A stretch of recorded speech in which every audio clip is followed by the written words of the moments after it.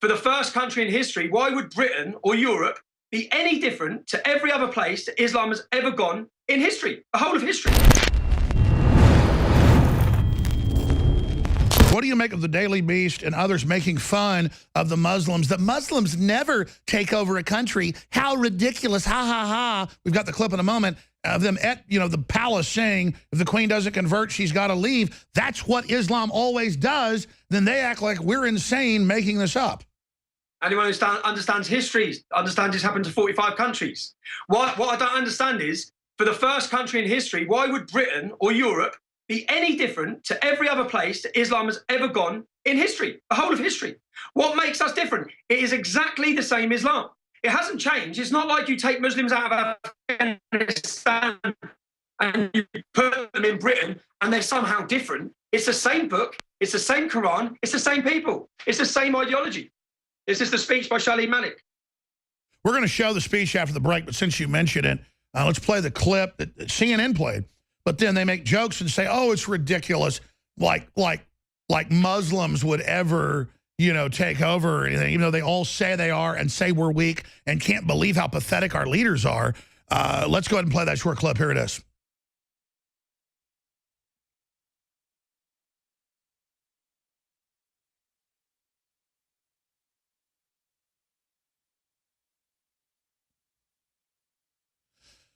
Or she'll have to leave. Now, here's another one. Video shows Saudi man literally hurting veiled Muslim women with a stick in this brand of Islam feminists want to import to the West. And that's all of Saudi Arabia that controls Sunni and Wahhabist culture that is 79% of Islam and taking over the rest of Islam very, very quickly. Because there are some Muslim cultures that actually value women and life and everything. They're being eradicated. The biggest killers of Muslims are Muslims. I mean, I don't get it, my friend. If you understand how deep this has gone and how infiltrated our country and systems are. So the most recent Westminster attacker, the terrorist, Khalid Massoud, he taught at a school in Luton. The director of the school is the local imam from the Luton Islamic Centre, who's a radical. I've been on the radio with this man where he said he wishes to execute homosexuals. This same radical mosque was the mosque that the Stockholm bomber went to. Now, this radical imam is part of my town's government project of Luton in Harmony. There's pictures of this man hugging a police officer with Celebrate Diversity. This is a man who wishes to enforce Sharia law. And then I find out then that the training of our government, the training of our police, the training on Islam is being given to them by the Wahhabist Salafist leading imam, who's when Ofsted raided the school at his mosque, they found that the children were being taught in their library how to cut off hands and feet. They have infiltrated everything. Our government, our prison system, our education system, our universities, everything is being used. And the left and the far left are facilitating and accommodating this as it happens. And let's be clear, it's in the Quran. It's a fact that everything inside Islam is the house of Islam. Everything else is the house of war. That's why they're constantly killing each other. Because the most radical groups always say they're in charge and everybody else is a heretic. It is the most anti-liberal thing the galaxy's seen. It is joke level. And to watch foaming at the mouth leftists and big foundations funding it makes my head spin. Tommy Robinson is former and ex-leader of the English Defense League. Since leaving the EDL, he has become an avid speaker in the problems of the Western world, rise of extremism, Islam, ISIS, and hate speech in Sharia. And if you expand all this, the Muslims admit in the Quran, we go, we lie, we assimilate, we act like we're with it, and when our number hits a certain point, then we call it radical Islam that starts killing. Then we say, oh, just capitulate to us and we'll stop the attacks. And we just saw the Turkish leader Erdogan, and we just saw his foreign minister tell Germany, tell France, and tell Sweden, you will let us in, you will let us politically organize, and have basically political takeover, or we will burn your country down in a, quote, holy war. That's a quote. Burn your country, holy war, all of it, and all this crap. And, I mean, that's pure terrorism. That's threatening terror if you don't give them politically what they want. That's the definition. See how suddenly Turkey played nice for 50 years. Oh, we're Western, we're Western. They were conquered by Islam. Then all of a sudden, everybody's going back to the traditional dress. Erdogan's an Islamist. He's merging with the Wahhabist. It's total deception. It's a culture of pure war, pure takeover, totally political, that literally runs women as slaves and is absolute nightmare. I just cannot believe that our elites are siding with this. Why are they doing it, Tommy? What Americans have to understand, what you have to realize is just how quick this can happen.